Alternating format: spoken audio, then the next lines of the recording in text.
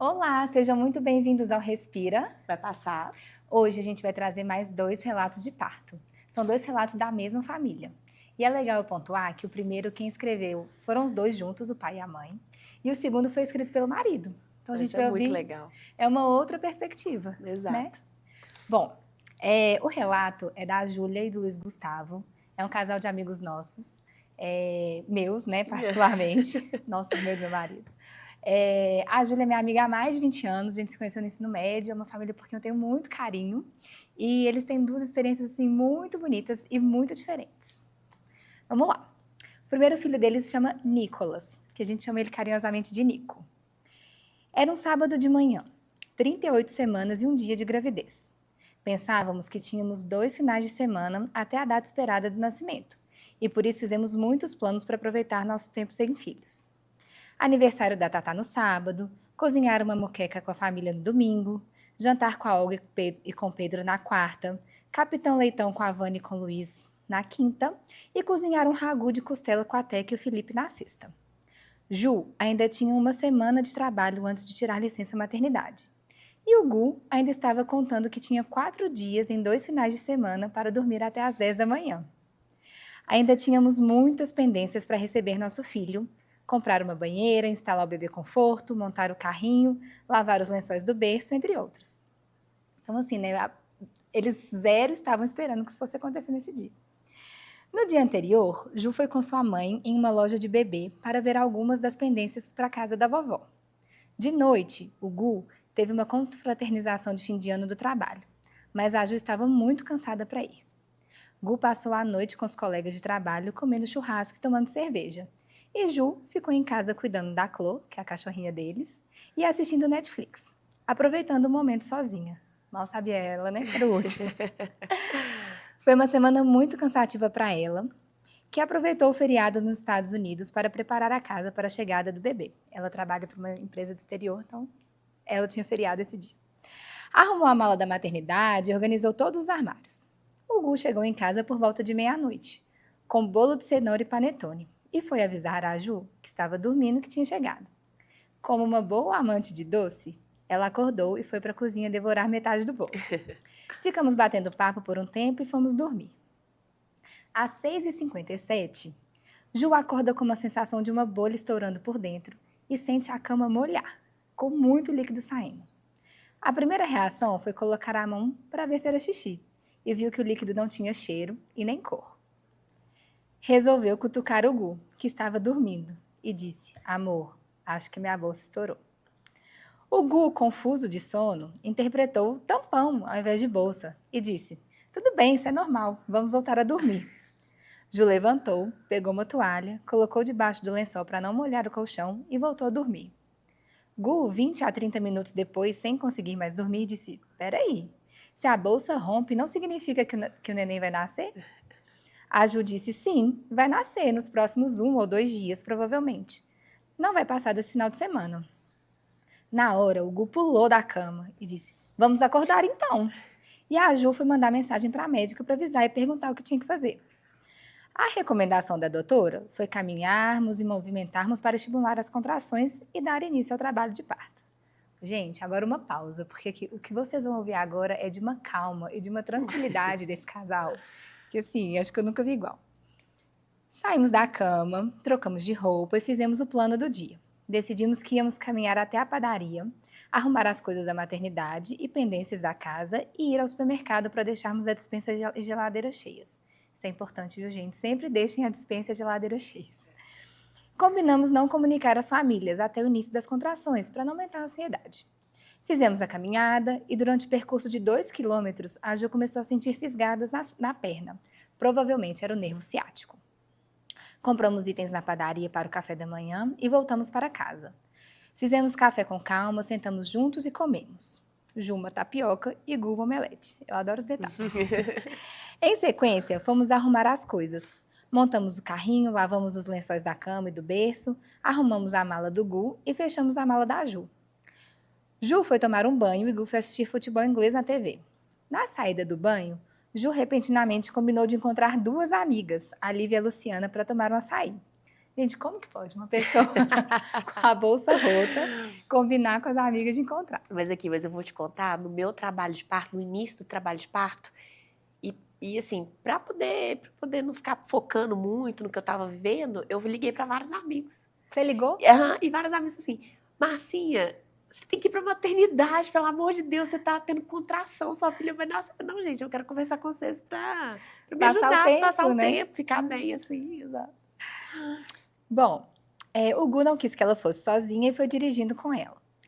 Chegamos a tempo de encontrar as amigas na saída, conversamos, explicamos a situação e fomos para o supermercado. A história não para por aí.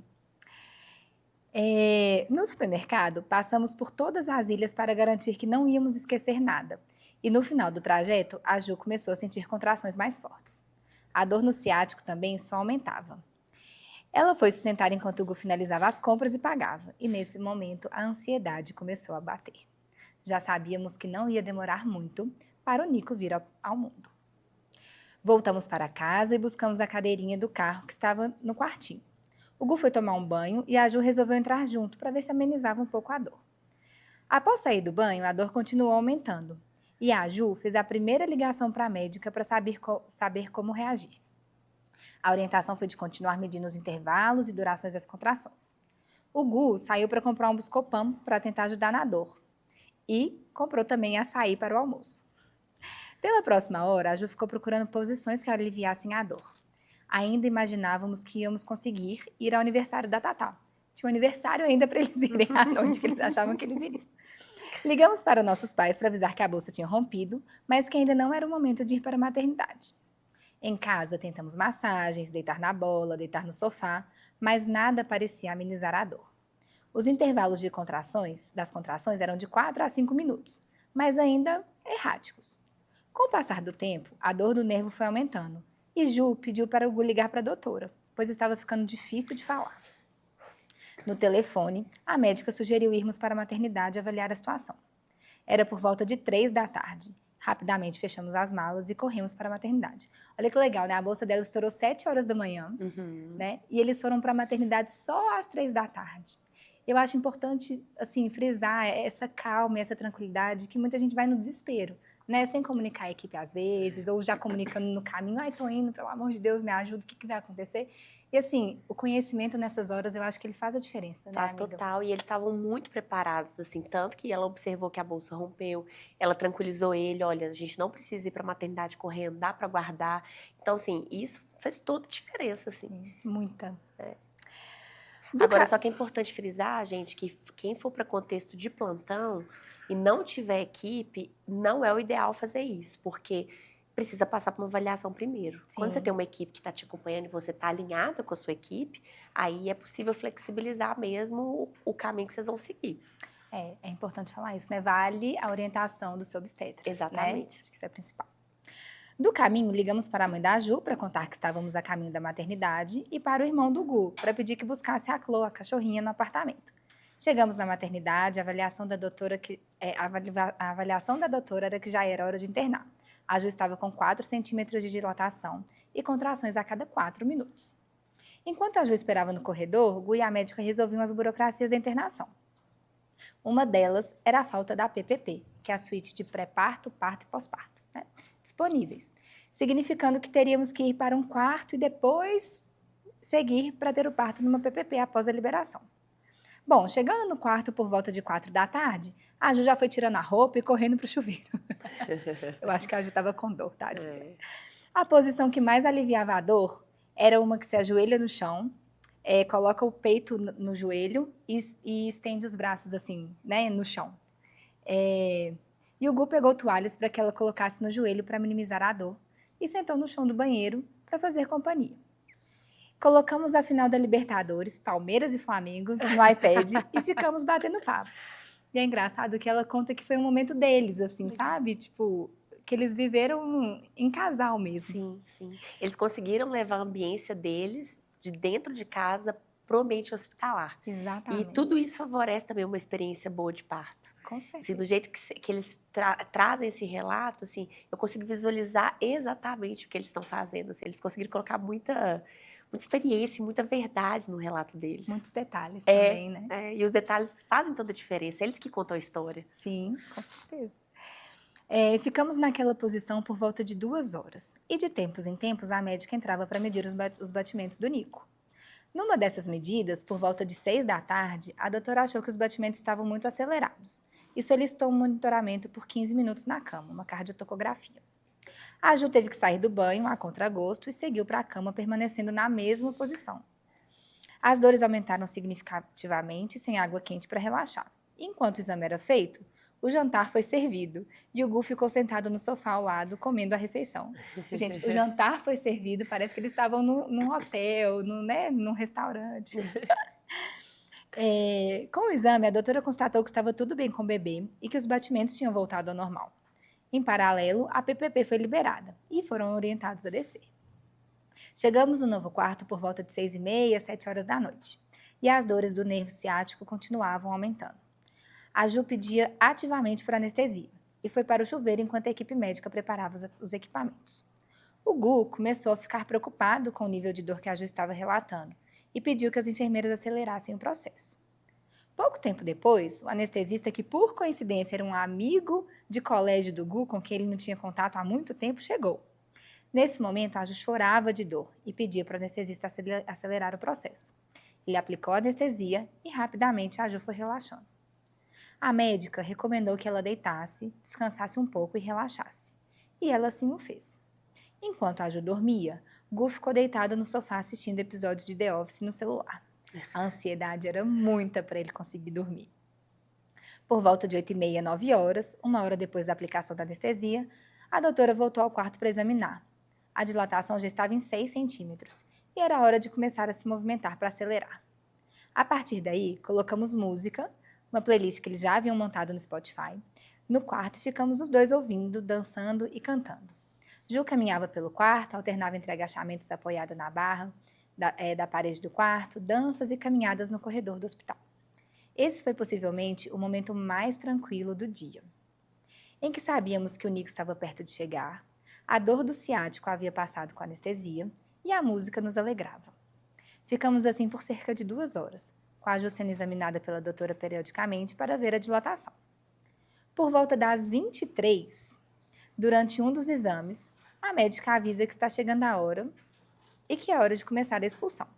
Sabíamos que estava muito perto. A partir daí, a Ju começou a alternar entre posições, mas possivelmente passou mais tempo de 4 apoios na bola, indo para frente e para trás e começando a fazer força para a expulsão. É legal, né? Como que a deambulação, como que ela estar livre para se movimentar contribui, Exatamente. Né? E sentir segura e realizada. Isso contribui muito, assim, porque o parto, às vezes, a gente pensa que é só motor, contração e bebê descendo e pelviose, não. É toda a dinâmica do bebê com o assoalho pélvico, é a ambiência. Então, assim, todo esse detalhamento da história que você traz e que eles trazem também, contribui para esse parto acontecer desse jeito. Gente, eu acho que esse é o momento aqui mais emocionante desse relato. Em determinado momento, a Ju vai ao banheiro achando que queria fazer o número 2. Nesse meio tempo, ela se concentra e pede forças à sua avó, que havia parido 8 filhos, e que para a Ju não tinha dúvidas de que ela estava ali com ela e era a melhor pessoa para guiá-la naquele momento. Que Você se emocionou, amiga, também? Nossa. Quando eu li, eu fiquei muito arrepiada, assim, sabe? Eu achei muito bonito como que os nossos ancestrais realmente fazem parte desse momento. Nossa, total, né? Total. Eu tive uma experiência, assim, espiritual quando a Teresa nasceu. Assim que ela nasceu, eu apaguei, assim, eu tive como se fosse um desmaio. E no meu desmaio, assim, né, parecia que eu comecei a sonhar e eu fui aonde, teoricamente, a Teresa estava. E era uma planície, assim, era uma região, assim, com uma planta, assim, uma planta mais baixa, umas planícies, umas pessoas lá no fundo andando, assim, eu não conseguia ver quem eram essas pessoas. E tinham 2 pedras, uma grande e uma pequena, como se tivesse um adulto e uma criança sentado ali, e um portal, igual aqueles de casamento, assim, que a gente vê que tem na praia, só que não tão ornamentado assim. Na hora que eu cheguei, que eu vi que a pedra estava vazia, eu falei, gente, a Teresa não tá mais aqui. Ela nasceu. Aí nisso eu já voltei e ela estava no meu colo. Ai, de arrepiar. É arrepiar. E assim, e muitas mulheres acessam isso durante o parto, assim, experiências espirituais e percebem, né, entes queridos e figuras, né, de apoio. Assim, é muito bonito, é muito bonito. É um momento, assim, extraordinário. Nossa, assim, transformador da vida da mulher, da chegada de uma vida. É parecido com as despedidas, como a gente tem, né? A gente fala muito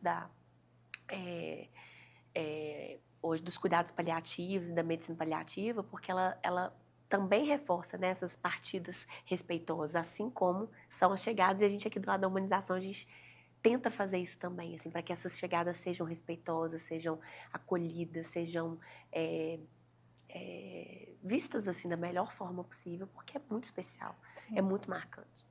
E é um evento que não trata só do material, né? Só do físico, assim, mas ele trata de algo que transcende mesmo. Não, total, né? Total. Transformador. Muito lindo o relato. Calma. Vamos lá.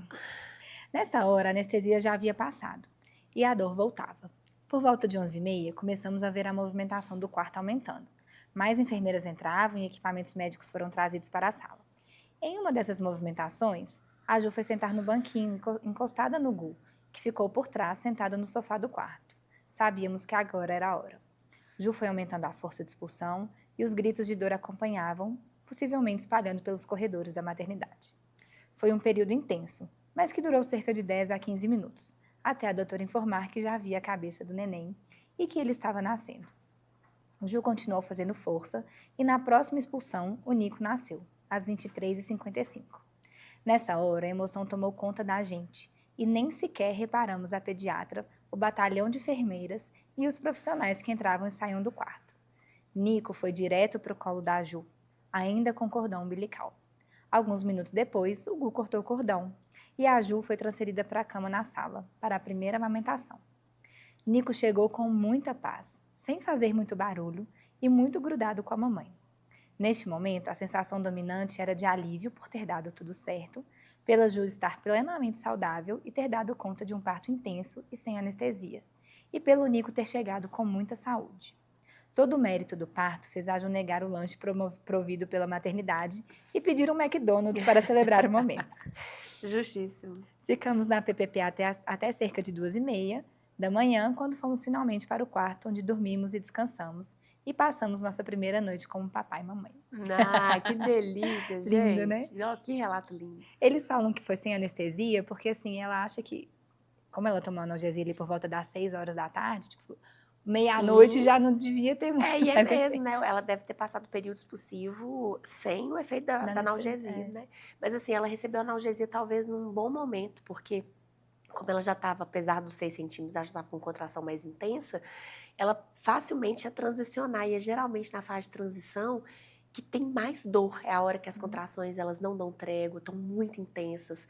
A gente chama de hora da covardia, que é a hora que a paciente quer fugir, quer que faça alguma coisa, quer que faça uma cesárea, fala, tira esse menino daqui. Teve um parto que eu acompanhei, gente, foi muito engraçado. A paciente, e foi exatamente isso, eu toquei, estava com 6 centímetros, mas como ela estava assim, rachando de contrair, ela estava muito entregue, eu sabia que não ia demorar, tanto que não demorou. E aí eu examinei, ela estava com 6 centímetros, ela me pegou no braço assim, falou assim, me leva embora para sua casa! Aí eu virei para ela e falei, olha, a gente pode ir lá em casa um dia, talvez, né, mas vou esperar seu neném nascer, mas agora não tem muito jeito, assim, o seu neném vai ter que nascer mesmo. E aí foi rapidinho, assim, aí ela estava na banheira, da banheira a gente foi pro leito, porque eu ia chamar o anestesista, mas no leito o neném já nasceu. Então, assim, de 6 para 10, foi assim, muito rápido e o bebê nasceu. E no período expulsivo, a gente acha que é muito difícil. Lógico, para algumas mulheres vai ser realmente, talvez, a fase mais desafiadora. Mas, assim, é interessante observar que no período expulsivo as contrações elas ficam mais espaçadas e dá tempo da mulher recobrir a consciência, a mulher já não sente tanto aquela dor mais e já começa aquela vontade incontrolável de fazer força. É muito instintivo. Então, por exemplo, a pessoa que está buscando por um parto natural, a hora de se entrar na respiração, de se ancorar em alguns recursos para poder enfrentar o parto, é na hora da transição.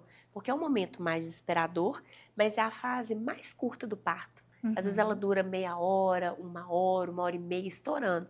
E aí depois entra períodos possíveis. Então aquelas contrações estavam assim, uma atrás da outra, não dá trégua. Elas começam a dar uma espaçada mesmo. Inclusive a mulher consegue dormir. E aí aquela mulher que está ansiosa para o bebê nascer, fala assim, gente, mas as contrações estavam assim, vindo uma atrás da outra, e agora tá essa pausa toda, cadê a contração? Mas é para dar tempo dela recobrir a consciência, recobrir a força, para conseguir, então, fazer o puxo. Então, nessa hora, a grande maioria nem acaba pedindo repique. Na grande maioria das vezes, a mulher já centrou ali, já entendeu como é que faz a força. E é muito legal, assim. Então, foi uma experiência linda, né? Assim, eu consegui ver ela inteira no parto, assim, eu consegui visualizar os dois. Parabéns por esse relato lindo. Bom, agora vamos para o segundo relato, que é o nascimento da Olivia, que aconteceu 2 anos e meio depois da chegada do Nico.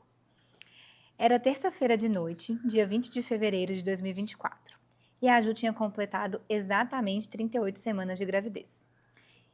Lembrando, gente, esse relato foi escrito pelo Gu. Pai, ele usa aqui, né, ele fala nós como se os dois tivessem escrito, mas a Ju nunca nem leu esse relato que ele escreveu. Ou seja, ela está ouvindo esse relato nesse momento. Exatamente. Ela me falou, ai, Lu, eu acho que eu vou entrar em contato com esse relato pela primeira vez ao som da sua voz. Falei, ai, que honra para mim, né? Bom, era terça-feira de noite, 20 de fevereiro de 2024, e a Ju tinha completado exatamente 38 semanas de gravidez. Enquanto jantávamos, depois de colocar o Nico para dormir, conversávamos que se a Olivia fosse nascer na mesma idade gestacional do Nico, isso seria no dia seguinte. Sabíamos que a chance era muito pequena e desconversamos. Enquanto a Ju preparava a sua tapioca, de novo ela comendo tapioca, né? Ela mencionou que estava sentindo uma pressão na região do útero. E o Gu disse, será que a Olivia está chegando? Jantamos e fomos dormir, sem expectativa real de que o parto se aproximava. Gu imaginava que demoraria pelo menos mais 5 dias. Às 2 da manhã, Ju avisa que desconfia que a bolsa rompeu, pois saiu um líquido que não era xixi. Ao mesmo tempo, ela achava estranho que o fluxo era baixo e não tão intenso quanto o que ocorreu na gravidez do Nico. Gu ouviu semi-acordado e, em partes, preferiu não acreditar que a bolsa havia rompido. Por isso, continuou dormindo. A Ju seguiu acordada e sentiu vontade de ir ao banheiro, onde foi e ficou por pelo menos 30 minutos. Às 2h57, ela abre a porta do banheiro e fala com Gu que a bolsa realmente tinha rompido. Gu levanta, encosta na cama. Peraí que eu perdi, gente. Encosta na calça do pijama da Ju e vê que estava encharcado o chão e confirma o fato. Discutimos o que fazer. Ligar para a médica? Voltar a dormir e esperar contrações? Como na primeira gravidez foram muitas horas entre a bolsa romper e irmos para a maternidade, imaginamos que seria igual. Enquanto discutíamos o que fazer, veio a primeira contração. Gu baixou um aplicativo de monitorar contrações e logo constatou que as contrações eram ritmadas de 3 em 3 minutos. Era hora de ligar para a doutora, que sugeriu que fôssemos para a maternidade em 30 minutos. Acho que a doutora já estava entendendo o que ia acontecer. O Gu ligou para sua mãe às 3h07, para ela vir ficar com o Nico. Estudo de madrugada, hein, gente? Dado que os pais da Ju tinham sido expostos ao Covid. Enquanto esperávamos a Vânia, arrumamos tudo. A Ju terminou sua mala e começou a se arrumar, enquanto o Gu terminou sua mala, preparou o café da manhã do Nico e separou a ração da Clô para que a Vânia levasse. Às 3h36, a Vânia liga que está na porta da garagem. Durante todo esse momento, seguimos medindo as contrações, que rapidamente se aproximavam dos 2 minutos de intervalo. Ju começava a sentir dores fortes durante as contrações e vimos que realmente tínhamos que acelerar. Descemos rapidamente para a garagem, não sem 1 ou 2 contrações durante o caminho, e o Gu tinha a intenção de colocar a cadeirinha do Nico no carro da Vânia. Chegando na garagem, a Ju avisou que não dava tempo e que tínhamos que correr. Daí começou a cena de filme. Gu saiu sem fechar o portão da garagem e furou todos os sinais de trânsito para chegar rapidamente à maternidade. Enquanto isso, a Ju gritava de dor e começava a pedir por anestesia. Bom, chegamos à maternidade por volta das 3h55. Gente, a bolsa rompeu, ela constatou que tinha rompido 2h57 da manhã. Chegamos na maternidade por volta de 3h55 e já na entrada a Ju pediu para a recepcionista se havia uma bola para ela se apoiar. E não havia. Imediatamente depois a doutora chegou e levou para a sala de exame. O diagnóstico foi imediato. 9 centímetros de dilatação. E detalhe, para uma mulher que teve um parto vaginal anterior, ia ser rápido. Essa menina vai nascer agora, a médica disse. Não haviam quartos PPP disponíveis, de novo. Então corremos para o bloco cirúrgico. Não chegamos a sequer da entrada no hospital, dada a urgência. Enquanto as enfermeiras traziam a roupa do bloco, outras tiravam os brincos e anéis e colares da Ju, e ela foi levada para um banheiro para trocar a roupa. E nesse momento, o Gu e a médica não conseguiam encontrá-la. A urgência causou uma bagunça em que uma outra enfermeira levou a Ju para uma sala, até que minutos depois, Gu e a doutora a encontraram. Na sala, a Ju ficou de joelhos no chão, com os cotovelos apoiados numa poltrona. Os gritos de dores aumentavam e com eles o pedido de anestesia. A médica disse que era impossível, não dava tempo de aplicar e nem de fazer efeito. A Ju teria que fazer a expulsão sem nenhum recurso, a não ser a própria força. Enquanto as enfermeiras se organizavam na sala, Ju foi acelerando os gritos e a força. O Gu resolveu colocar música para ajudar, a mesma playlist do parto do Nico. E ele colocou no modo aleatório. A primeira música que veio foi Oração. E o Gu resolveu passar porque essa música remetia a eles o parto do Nico. E eles queriam que o parto da Olivia tivesse a própria identidade. Assim, a primeira música foi Beautiful Boy, de John Lennon. Gu se ajoelhou perto da Ju, segurou as mãos dela e reforçou que ela era forte e conseguiria fazer tudo sozinho. Ju mordia a própria mão e o Gu ofereceu a dele para o mesmo fim. Que bonitinho! Lindo! Os gritos continuavam aumentando e depois de poucos minutos escutamos a doutora exclamar, nasceu! Gente! No exato momento em que a Olivia nascia, começava a segunda música aleatória da playlist, Calico Skies, de Paul McCartney. Exatamente enquanto o violão tocava os primeiros acordes, Gu viajou escorrida no chão em alívio, com a Olivia sendo transferida pela médica para o seu colo. Eram 4h20 da manhã e não acreditávamos na intensidade e na velocidade do que tinha acontecido. As enfermeiras nem sequer haviam tido tempo de trazer os instrumentos para a sala. Portanto, a Ju ficou uns bons 10 minutos deitada na cama com a Olivia no colo, ainda ligada a ela via cordão umbilical. Abraçamos os três neste momento, enquanto ouvimos My Valentine tocar na playlist.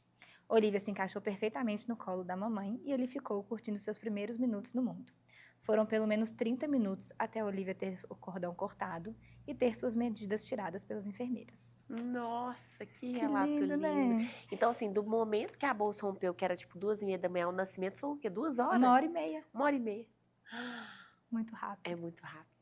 E aí é legal, assim, né, que em conversa com a Ju, ela já me contou que o parto foi tão rápido, assim, que ela não teve tempo para processar.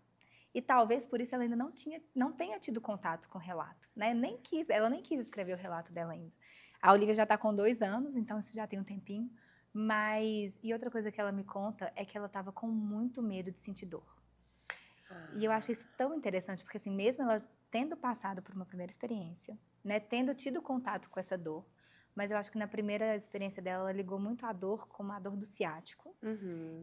Ela ainda assim, ela não queria passar pelos expulsivos sem analgesia. Olha só, isso acontece muito quando eu pego paciente de segunda gestação, elas vêm com 2 medos. O primeiro deles é do parto não ser igual como foi o primeiro.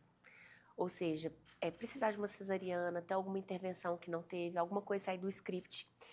E segundo, de não dar conta de como deu conta no primeiro.